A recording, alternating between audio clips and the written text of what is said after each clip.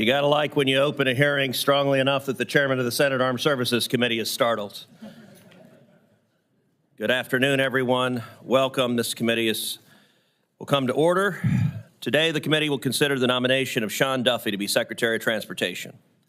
If confirmed, Congressman Duffy will take the helm of a department with more than 55,000 employees, leading the administration's efforts to make it easier and faster for families, commuters, truckers, and flyers to get around without running into traffic, potholes, or delays. Congressman Duffy comes to the Department of Transportation at a pivotal moment. In aviation, the FAA continues a persistent shortage of air traffic controllers as it works to instill a culture of safety across the industry. On the roads, President Trump has moved to stop costly and unpopular electric vehicle mandates so that every American can choose to buy the car of his or her choice. Meanwhile, across all sectors, the department faces the rise of emerging technologies like unmanned drones and self-driving cars, which bring both opportunities and challenges. Congressman Duffy is prepared to meet these challenges. To quote Senator Baldwin at his hearing last week, quote, "Sean is the right person for this job." A 5-term congressman and former co-chair of the Great Lakes Task Force, Representative Duffy has successfully advanced transportation projects like the St. Croix Crossing with strong bipartisan and bicameral support.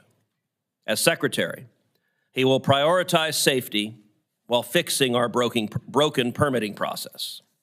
Sadly, radical environmentalists have captured federal permitting and shifted it from NIMBY to bananas, as in build absolutely nothing anywhere near anyone. I expect that to end with Secretary Duffy.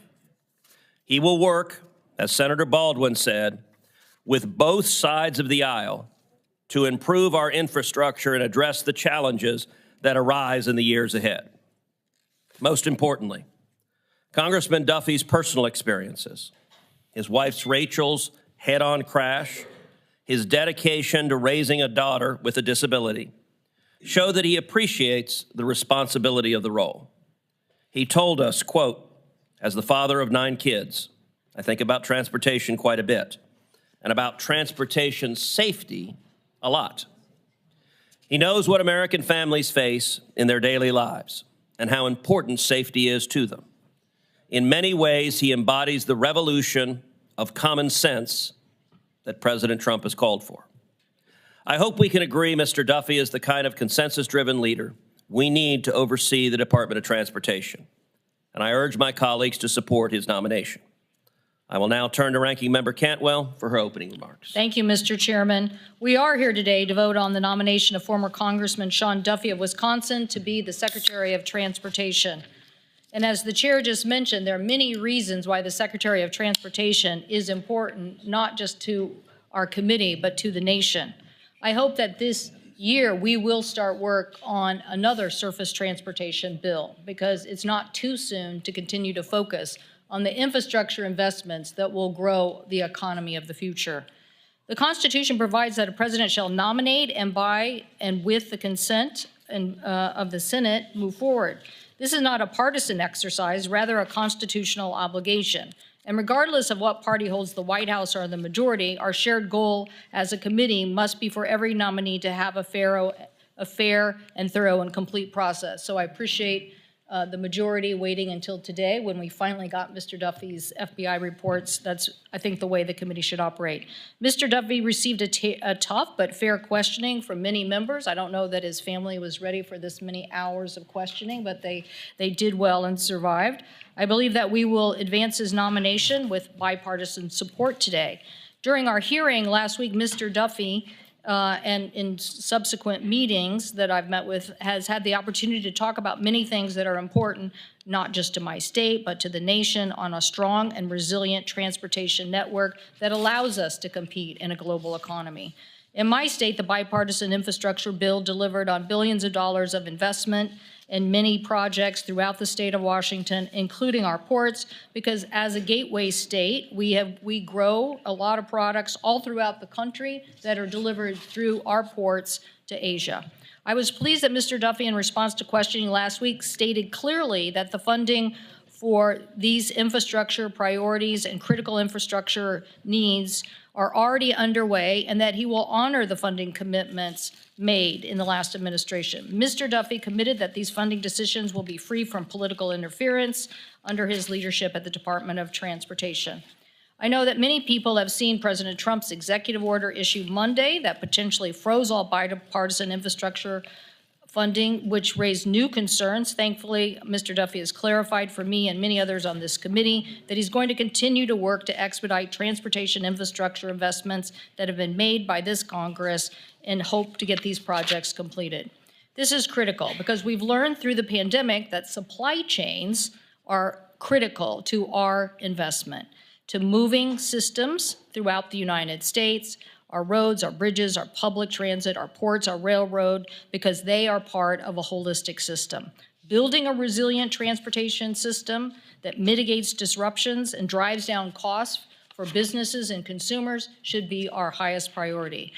That is why I had authored many programs that helped us do that, like the grade railroad crossing elimination and mega programs. I'm pleased that Mr. Duffy also signaled this week for many important initiatives that this committee talked to him about. I'll let committee members talk about the commitments and conversations they had both at the hearing and in subsequent conversation. I want to say I do remain concerned about Project 2025 and this administration's war against electric vehicles.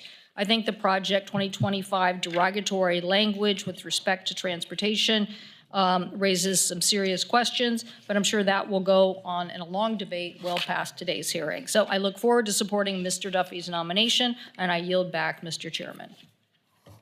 Thank you to the ranking member. I now recognize Ranking Member Cantwell for a motion. Did anybody else want to speak, or are you going to wait till after? We'll do that after. Okay. I move the nomination of Sean Duffy to be Secretary of Transportation. Is there a second? Second. Mr. Chairman, I ask for a roll call vote. Clerk will call the roll. Mr. Thune? Aye. Mr. Wicker? Aye. Mrs. Fisher? Aye. Mr. Moran? Aye. Mr. Sullivan? Aye. Mrs. Blackburn? Mr. Young? Aye. Mr. Budd? Mr. Schmidt? Aye. Mr. Curtis? Aye. Mr. Moreno? Aye. Mr. Sheehy? Aye. Mrs. Capito? Aye. Ms. Lummis? Aye. Ms. Cantwell? Aye. Ms. Klobuchar? Aye. Mr. Schatz? Aye. Mr. Markey? Aye. Mr. Peters? Aye. Ms. Baldwin? Aye. Ms. Duckworth? Aye. Ms. Rosen? Aye. Mr. Lujan? Aye. Mr. Hickenlooper? Aye. Mr. Fetterman? Aye by proxy. Mr. Kim? Aye. Ms. Blunt Rochester? Aye. Mr. Cruz? Aye. The yeses are 28, the noes are 0.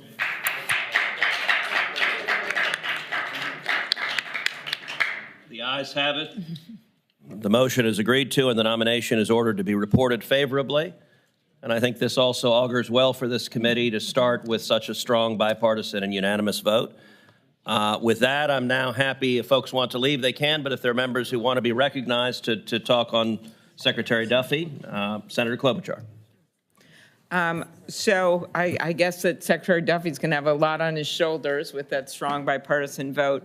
I will say I worked with him, and Senator Baldwin was involved in this as well, with legislation that I led on the bridge from Minnesota to Wisconsin. I mentioned it at the hearing, and he we actually had to get a bill passed through both chambers, and one was at the time Democratic, one was Republican, and we were able to get an exemption into law to allow a most beautiful bridge to be built. And I appreciated his willingness to work with me. I thought he did a good job at his hearing. I told him that. But I think it's really important with his words and with this vote that he follow through on that bipartisan work, to work with members about projects in their district to make sure that the funding gets completed from the bipartisan infrastructure bill. And I am concerned about the recent executive order, which I shared with him, to stop the rollout of some of the funding, delaying and adding costs in my mind to these projects. So I hope that he will be an advocate for getting these projects done and moving forward. Thank you, Mr. Chair. Senator yield? Would the senator yield? Senator Klobuchar? Senator? Sure. Senator Markey, you're No, recognized. I just wanted to associate myself with your comments. Okay, that's all, yeah. Anyone else wish to be recognized? Hearing nothing, that concludes our markup for today. This executive session is adjourned.